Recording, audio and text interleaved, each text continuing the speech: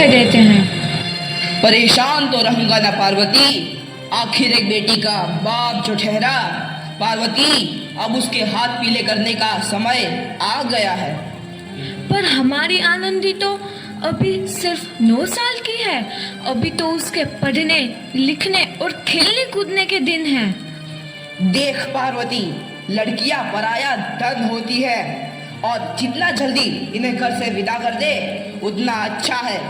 कल से आनंद की पढ़ाई लिखाई बंद। पर बापू, इसमें मेरी क्या गलती है? आप मुझे पढ़ाई करने क्यों नहीं देते? तेरी गलती है कि तू एक लड़की है। लड़का होती तो क्या बापू? लड़का होती तो क्या? ए लड़की, ज्यादा जबान ना चला, नहीं तो जबान हलक से खींचकर बाहर निकाल दूंगा। बापू, मैं पढ़ लिख कर कुछ बनना चाहती हूँ। मेरी पढ़ाई ना रोको बापू। आनंदी, तुझे पढ़ना है तो पढ़, लेकिन सारी उम्र बाप की छाती पर यूं बोझ बनकर ना बैठ। पर बापू, अभी तो मेरी उम्र पढ़ाई लिखाई की है। मुझे पढ़ लिख कर डॉक्टर बनना है। पढ़ाई पढ़ाई पढ़ाई, आज तो तेरी इन किताबों का काम तमाम करके ही छोड़ूंगा। ये ले। नहीं बापू, मत फाड़ो बापू। मत छोड़ी। नहीं नहीं बापू, नहीं। बापू, ये तुमने क्या किया? तुमने मेरी इन किताबों को ही नहीं फाड़ा बापू, मेरी किस्मत फाड़ दी, मेरी किस्मत। ये कॉपी किताबें ना सिर्फ छोरों के हाथ में अच्छी लगती है, लड़कियों के हाथ में तो सिर्फ मेहंदी अच्छी लगती है, मेहंदी। पर बापू, मैं लड़की हूँ तो क्या हुआ? लड़का और लड़की तो हमारी दोनों आंखों के समान होते हैं। चुप कर आनंदी, और यह एहसान मान कि अब तक जिंदा है तू। कहीं बचपन में गला दबा कर मार दिया होता तो यह तेरी बकबक नहीं सुननी पड़ती आज।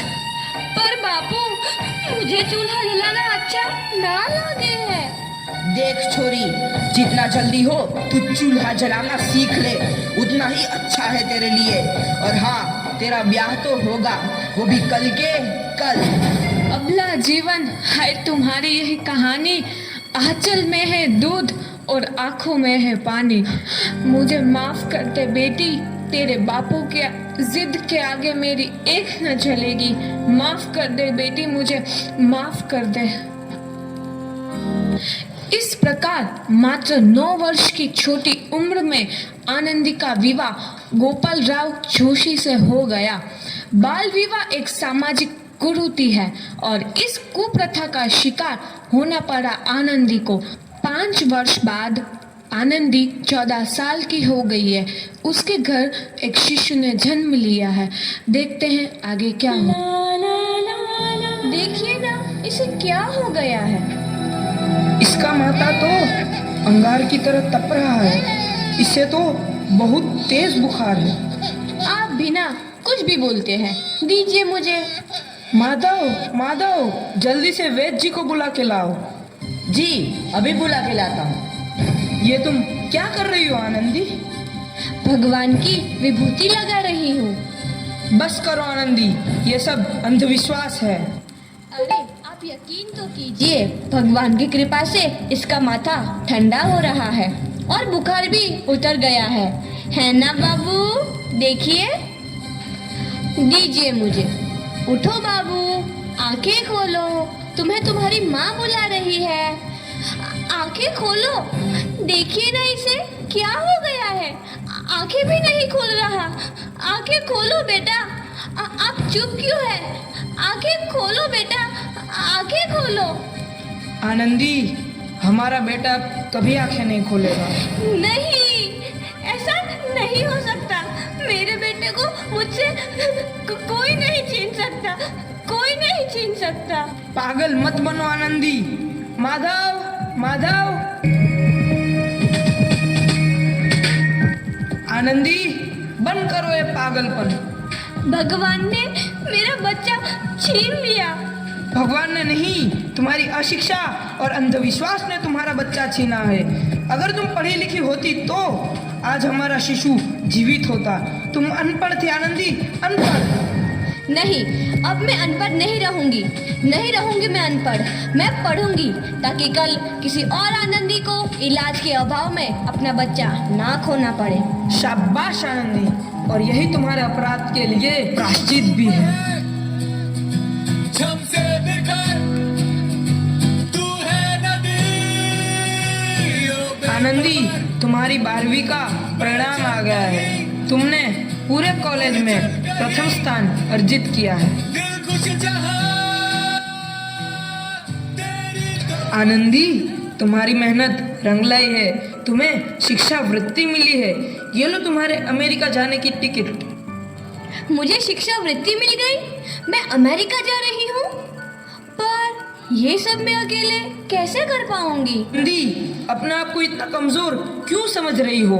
फिर इतना पढ़ने लिखने का क्या फायदा? तुम अभी गवार की गवार नहीं हूँ मैं अब गवार।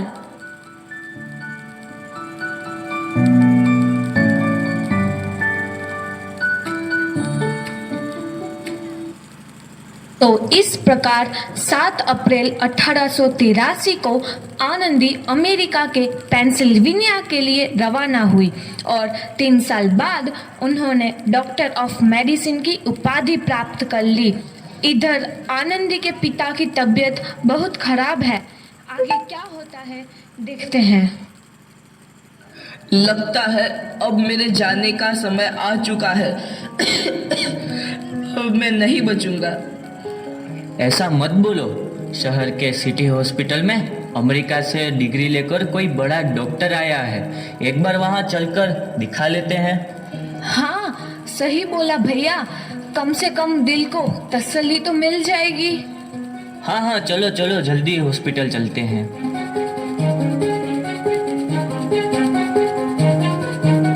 इस मरीज की हालत तो बहुत ही खराब है। कोई चमत्कार ही इसे बचा सकता है। ऐसा मत बोलो भाई। डॉक्टर साहब कब तक आ जाएंगे? लो आ गई डॉक्टर मैडम। डॉक्टर मैडम जल्दी देखिए, मरीज की हालत बहुत ही खराब है।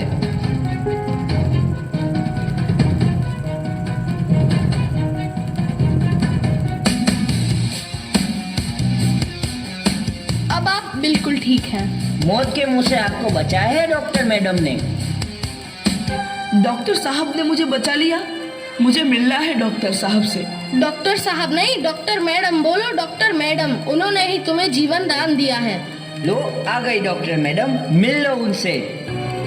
डॉक्टर मैडम, आपका बहुत बहुत धन्यवाद। आपने मेरी जान बचाई। इसके बदले में मैं गरीब भला आपको क्या दे सकता हूँ? वचन चाहिए मुझे कि कभी ये नहीं कहोगे कि लड़कियां कुछ नहीं कर सकती। वचन? ये कैसा वचन? अरे श्यामलाल, तुमने पहचाना नहीं? तुम्हारी बेटी आनंदी। आनंदी? मेरी बेटी आनंदी डॉक्टर? हाँ बापू, वही आनंदी जिसके लिए बचपन में तूने चूल्हा और दूल्हा के अलावा कुछ नहीं सोचा था। आनंदी, आनंदी मेरी बेटी, मुझे माफ कर दे। मैं तेरा गुनहगार हूँ बेटी। नहीं नहीं बापू, वही आनंदी जिसके हाथ पीले करके तुम उसकी सारी जिंदगी काला कर देना चाहते थे। माफ कर दे मुझे मेरी बच्ची, माफ कर दे। मैं तेरा अपराधी हूँ मेरी बच्ची, माफ कर दे। नहीं बापू, मैंने तो तेरा एहसान चुकाया है। याद है ना अपना एहसान जो बचपन में तुमने मुझ पर किया था? ताने सुना सुना कर जीते जी मार डाला था मुझको। अब बोल, और किस किस को मारेगा? आनंदी बेटी, मुझे माफ कर दे मेरी बच्ची। मैं तेरा गुनहगार हूँ। बापू, आपने ही तो बोला था किताबें सिर्फ बेटों के हाथ में अच्छी लगती है, बेटियों के हाथ में तो सिर्फ मेहंदी। बेटों और बेटियों में फर्क करना तो आंखों में फर्क करने समान है। एक का पढ़ना और दूसरे का ना पढ़ना सामाजिक अंधकार है बापू, सामाजिक अंधकार। उपकार मांगता हूँ मैं तुझ जैसी बेटी का, जिसने सारी उम्र मुझसे कुछ ना मांगा।